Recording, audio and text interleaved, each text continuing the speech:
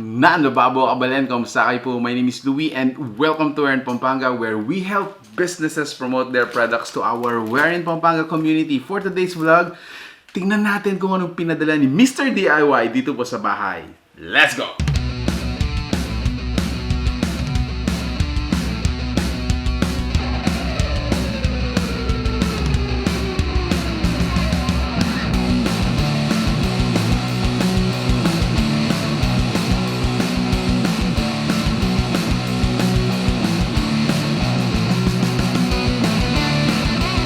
For today's vlog, we would like to thank Mr. DIY San Fernando, Pampanga. So located po sila sa Ocampo Emporium building, San Fernando, Pampanga, and they are gonna be grand opening. Meron po sila mga freebies for a very minimum price. Makukuha po nyo yun. So tingnan natin kung ano yung mga pinadala nila. Alam naman natin na si Mr. DIY ang go-to place natin kapag meron tayong mga projects or even yung mga home remedies. Doon din tayo pumupunta para sa mga,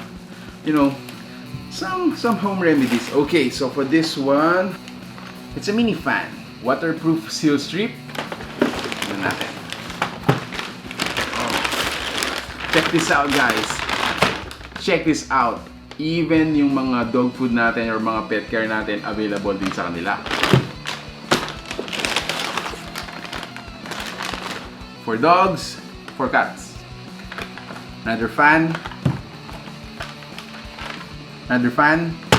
Ooh. So this one comes in couple. This is the flashlight. This is the flashlight holder para sa ulo.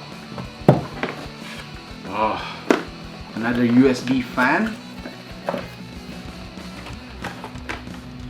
And another fan. So next bag natin is this one. Whoa.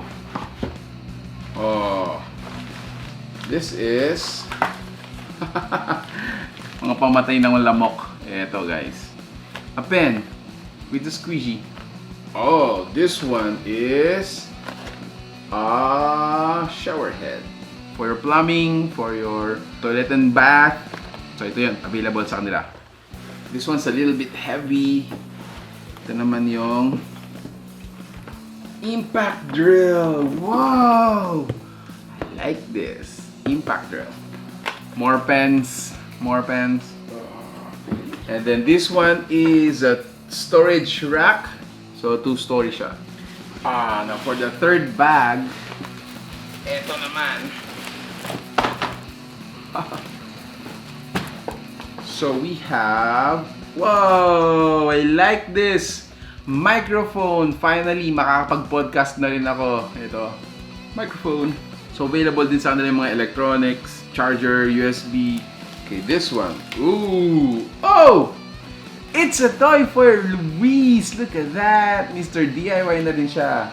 So this is Little Chef. It's a kit for, your little chef. Now this one is, so aside from, electronics, plumbing, pet care, meron din sila for mga automotives. So this one is a steering wheel cover. Look at that. Put it here. Sa mga pang home decor naman, ito yung mga talagang hardcore DIYs. Or this one is a wall sticker. It's a wall sticker. What are these?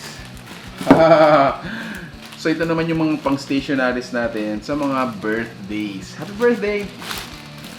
Alright, so and then lastly, ito pa yung pinadala nila. So, ito yung portable butane stove. If I'm not mistaken, they have like 10 different departments inside the store.